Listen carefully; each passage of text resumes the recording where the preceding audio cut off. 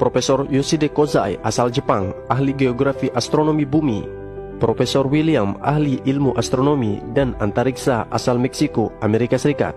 Profesor Alfred Korner, ahli geologi bumi Johannes Gutenberg University asal Jerman. Ketiga ilmuwan jenius NASA ini telah percaya dengan Al-Quran dan Nabi Muhammad SAW dan memutuskan untuk memeluk agama Islam secara terbuka.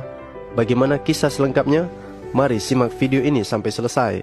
Bismillahirrahmanirrahim. Assalamualaikum warahmatullahi wabarakatuh. Lagi-lagi, wahyu yang dibawa oleh Nabi Muhammad SAW kembali terbukti. Ini merupakan salah satu bukti bahwa Al-Quran bukanlah karangan dari manusia, melainkan wahyu, petunjuk dan peringatan bagi manusia dari Tuhan semesta alam.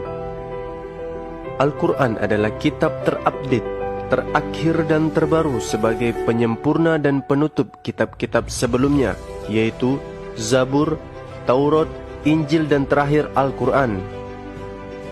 Di dalam Al-Quran berisi ilmu dan pelajaran yang mencakup astronomi, biologi, fisika, kesehatan dan ilmu teknologi.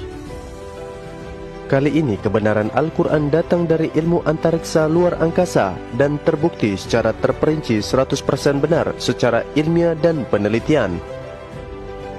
Salah satu penyumbang dana terbesar di NASA atau National Aeronautic and Space Administration ternyata berasal dari Arab Saudi untuk pengembangan program luar angkasa Amerika Serikat dan penelitian umum luar angkasa jangka panjang.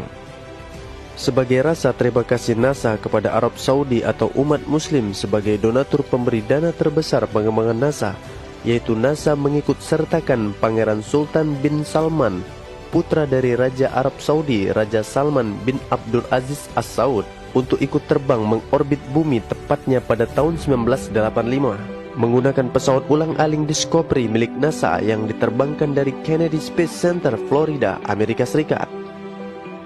Ada hal yang menarik sepanjang perjalanan karir NASA selama penelitian di luar angkasa, yaitu mereka takjub dengan pemandangan aurora ketika di zoom ribuan kali dengan kamera luar angkasa super canggih yang bernama Darkers.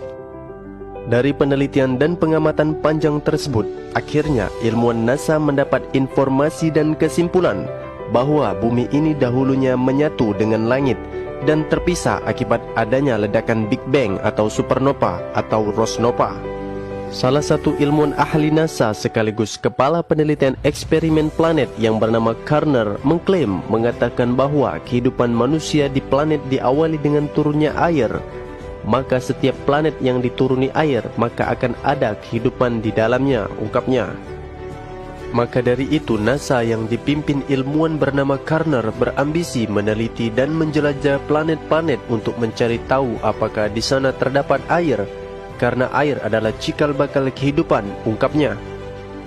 Ternyata sistem dan hal ini telah disampaikan oleh Nabi Muhammad SAW 1400 tahun yang lalu melalui Al-Quran secara terperinci dan 100% benar. Nabi Muhammad SAW diperlihatkan dan diberitahu oleh Tuhan semesta alam melalui Al-Quran, yaitu surat Al-Anbiya ayat ke-30. أَوَلَمْ يَرَ الَّذِينَ كَفَرُوا أَنَّ السَّمَاوَاتِ وَالْأَرْضَ كَانَتَا رَتْقًا فَفَتَقْنَاهُمَا وَجَعَلْنَا مِنَ الْمَاءِ كُلَّ شَيْءٍ حَيٍّ أَفَلَا يُؤْمِنُونَ. Yang artinya, dan apakah orang-orang kafir tidak mengetahui bahwasanya langit dan unsur-unsur pembentuk materi bumi itu keduanya dahulu adalah satu yang padu. Kemudian kami pisahkan antara keduanya, dan dari air kami jadikan segala sesuatu yang hidup. Maka mengapakah mereka tidak juga beriman? Ayat ini terdengar dan terlihat jelas sesuai apa yang dikatakan oleh Kepala Penelitian NASA, yaitu Profesor Dr. Alfred Korner, bahwasanya ia berpendapat bumi itu dahulunya adalah satu yang padu dan terbentuk dengan adanya ledakan Big Bang, dan bumi itu hidup setelah dituruni air. Maka setiap planet yang dituruni air, maka akan ada kehidupan di dalamnya, ungkapnya. Hal inilah yang membuat para insinyur dan ilmuwan barat terkejut sekaligus takjub atas kebenaran Al-Quran. Bagaimana mungkin seorang laki-laki bernama Muhammad yang hidup 1400 tahun yang lalu mengetahui sistem antariksa luar angkasa secara tepat dan 100% benar? Padahal pada zaman itu teknologi pesawat antariksa belum ditemukan dan belum ada. Dan berikut pernyataan-pernyataan dari ilmuwan-ilmuwan jenius NASA dari berbagai negara, Amerika, Jepang dan Jerman. Mereka percaya bahwa Nabi Muhammad benar-benar utusan Allah, Tuhan semesta alam. I find it very interesting that this sort of information is in the ancient scriptures of the Holy Quran, and I have no way of knowing where they would come from. But I think it is extremely interesting that they are there and that this work is going on to discover the meaning of some of the passages. Well, I would think it must be the divine being. Actually, I'm very much impressed by finding true astronomical facts in Quran. And for us, we modern astronomers have been studying very small fields of the universe. We concentrated our efforts for understanding of very small parts, because by using telescope we can see only a very few parts of the sky without thinking whole the universe. So by reading Quran and by answering to your questions, I think I can find my future way for investigation of the universe. Thinking of many of these questions and thinking where Muhammad came from, he was after all a Bedouin. I think it is almost impossible that he could have known about things like the common origin of the universe, because scientists have only found out within the last few years, with very complicated and advanced technological methods, that this is the case. Somebody who did not know something about nuclear physics 1400 years ago could not, I think, be in a position to find out from his own mind, for instance, that the earth and the heavens had the same origin, or many other of the questions that we have discussed here. Dan pada akhirnya ilmuwan-ilmuwan ini akhirnya memeluk Islam, dan mereka harus kehilangan jabatan mereka sebagai kepala penelitian di NASA, dan negara barat berusaha menutupi berita ini dan menutupi berita kebenaran Islam.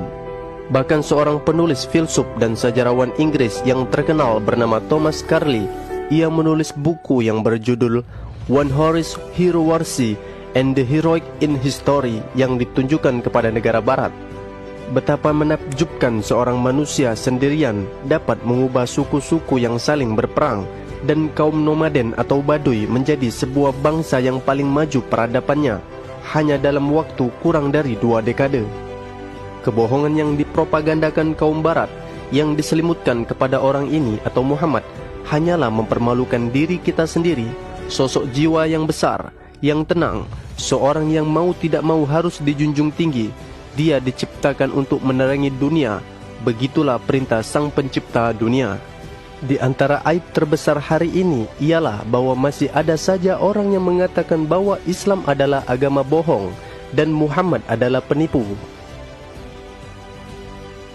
Begitulah isi dari pernyataan buku yang ditulis oleh Thomas Carlyle yang laris manis di pasaran, yang menyatakan bahwa betapa bodohnya negara barat yang masih belum percaya Islam, padahal sudah banyak pembuktian sains dan teknologi bahwa Muhammad benar-benar nabi terakhir pembawa berita dari langit. Inilah bukti bahwa Al-Quran adalah wahyu yang diturunkan oleh Tuhan semesta alam, dan sekaligus bukti bahwa Nabi Muhammad benar-benar diterbangkan oleh malaikat Jibril ke langit untuk dimirajkan menghadap Allah, untuk menerima perintah solat langsung menghadap Tuhan semesta alam.